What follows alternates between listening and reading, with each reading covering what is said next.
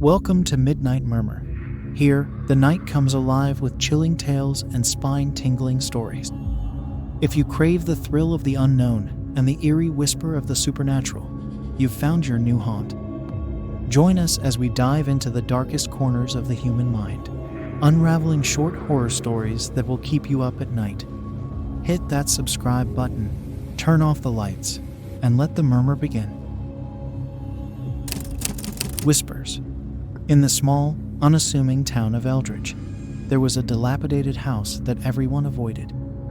It stood at the end of a long, winding road, its windows shattered and its walls covered in creeping ivy. Local children whispered about the house, spinning tales of ghosts and curses, but no one truly knew what had happened there. That is, until a curious young man named Alex moved into town. Alex was a writer, drawn to Eldridge by its quiet charm and the promise of solitude. The house at the end of the road intrigued him. He saw it as the perfect place to find inspiration for his next novel. Ignoring the warnings of the townsfolk, Alex decided to explore the abandoned house. As he stepped through the creaking front door, a chill ran down his spine. The air inside was stale, filled with the scent of decay and something else he couldn't quite place. The floorboards groaned under his weight as he ventured deeper into the darkness. Dust motes danced in the beams of his flashlight, casting eerie shadows on the walls. In the living room, Alex found an old, leather-bound journal lying on a rotting table. The cover was faded, but the pages inside were surprisingly well preserved.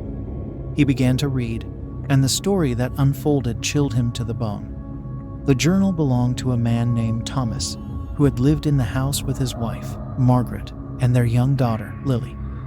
Thomas wrote about strange occurrences that began shortly after they moved in. Shadows would flicker in the corners of their vision, whispers echoed through the halls at night, and Lily would often speak of a shadow man who watched her from the darkness.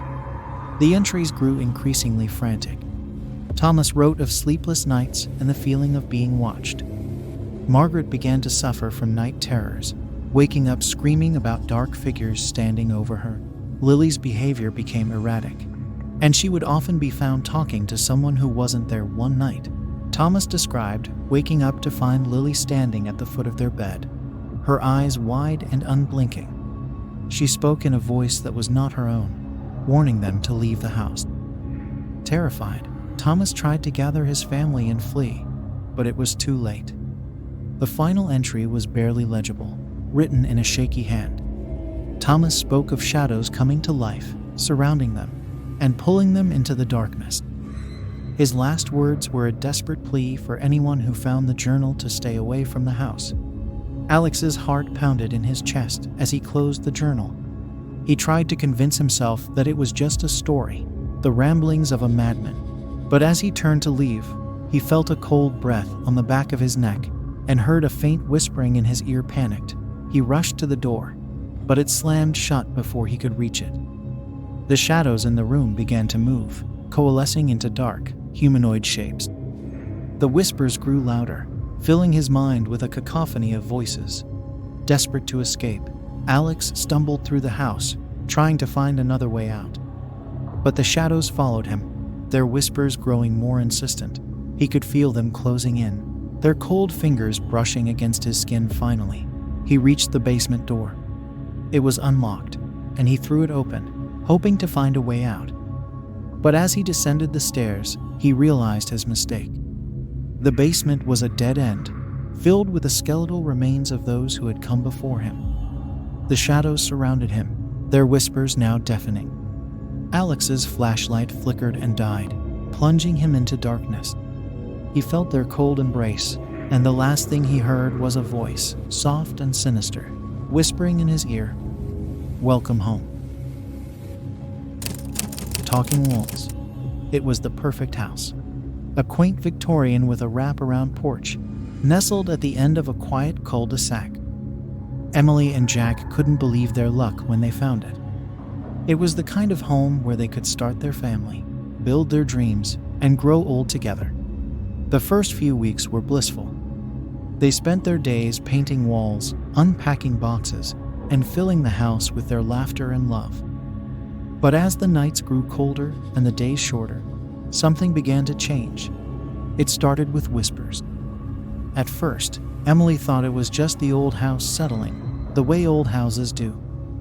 But soon, the whispers grew louder and more distinct. She could hear them in the walls, a soft, murmuring chorus that seemed to follow her from room to room. "Did you hear that?" Emily asked Jack one night as they lay in bed.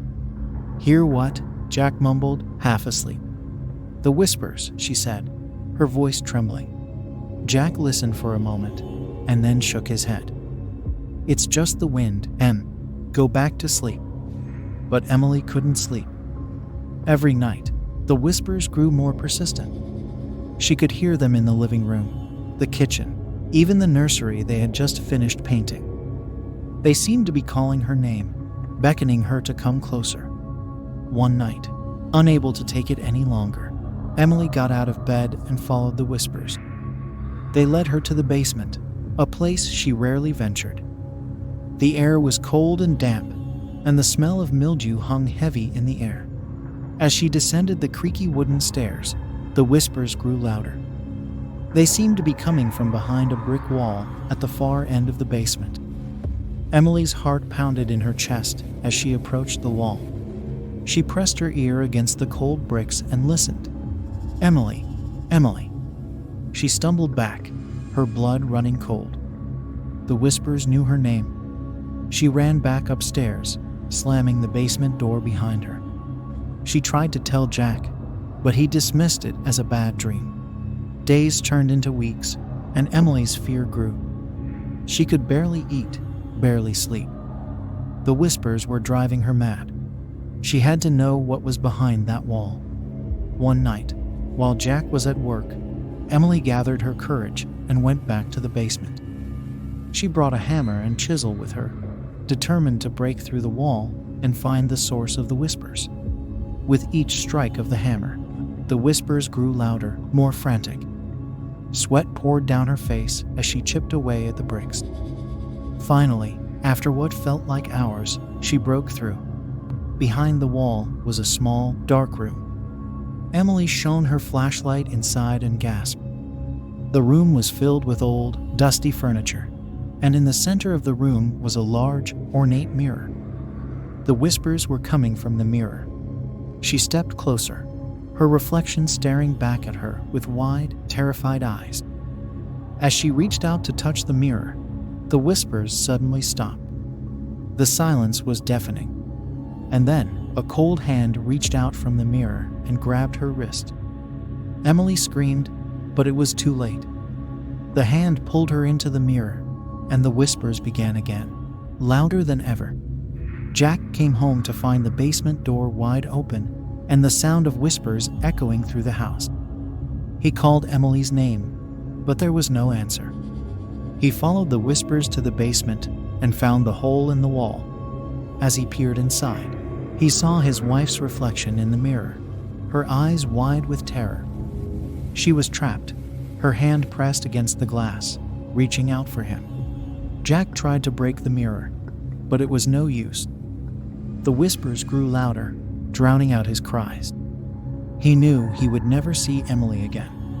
The house still stands at the end of the cul-de-sac, its walls filled with whispers. Some say you can still hear Emily's cries on a cold, quiet night, echoing through the halls, calling for help that will never come. The Silent Library. In the heart of an old, forgotten town stood an ancient library. It was a grand, Gothic structure, with towering spires and stained glass windows that cast eerie shadows on the cobblestone streets below. The townspeople avoided it, whispering tales of the cursed books and the haunting silence that enveloped the place. For years, the library had been abandoned, its doors locked and its windows boarded up. But one rainy evening, a young woman named Clara found herself seeking refuge from the storm. She had recently moved to the town and was unfamiliar with its legends. Desperate to escape the downpour, she pushed open the heavy wooden doors and stepped inside.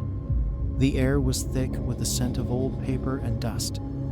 Shelves upon shelves of books lined the walls, stretching up to the vaulted ceiling.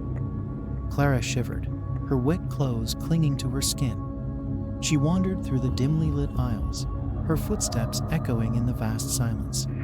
As she explored, she noticed that many of the books were written in strange, indecipherable languages. Some had covers made of leather that felt disturbingly warm to the touch, while others seemed to hum with a faint, otherworldly energy.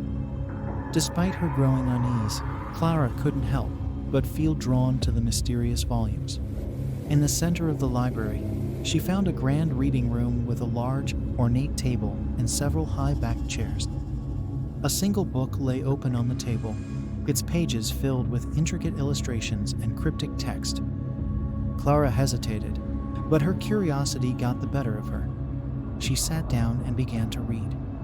The words seemed to blur and shift on the page, and Clara felt a strange sensation wash over her. It was as if the library itself was alive, its very walls pulsing with a dark, malevolent energy. She tried to stand, but found herself unable to move. The book held her in its thrall, whispering secrets of forgotten realms and ancient evils. As the hours passed, the storm outside grew fiercer, the wind howling like a chorus of lost souls. The library's shadows seemed to grow darker, and Clara could feel unseen eyes watching her every move. She tried to tear her gaze away from the book, but it was as if her very soul was being drawn into its pages. Suddenly, the candles in the reading room flickered and went out, plunging the room into darkness. Clara's heart raced, and she could hear the faint sound of footsteps approaching. Panic set in, and she struggled to break free from the book's grip. Just as she thought she might succeed, a cold hand clamped down on her shoulder. She gasped and turned to see a figure shrouded in darkness, its eyes glowing with an unnatural light. The figure leaned in close, its breath cold against her skin. "Welcome to the silent library," it whispered. "You are now part of its story." Clara screamed, but no sound escaped her lips. The figure's grip tightened, and she felt herself being pulled into the book, her body dissolving into the pages. The last thing she saw was the figure's malevolent grin as it closed the book and placed it back on the shelf. The next morning, the storm had passed, and the library stood silent once more. The townspeople whispered of a young woman who had gone missing, but no one dared to search the library for her. They knew that once someone entered the silent library, they were never seen again. To this day, the library remains untouched, its doors locked and its windows boarded up. But if you listen closely on a quiet night, you might hear the faint rustle of pages and the whispered tales of those who dared to enter and were never heard from again. Thanks for listening. Don't forget to like and subscribe for more chilling content.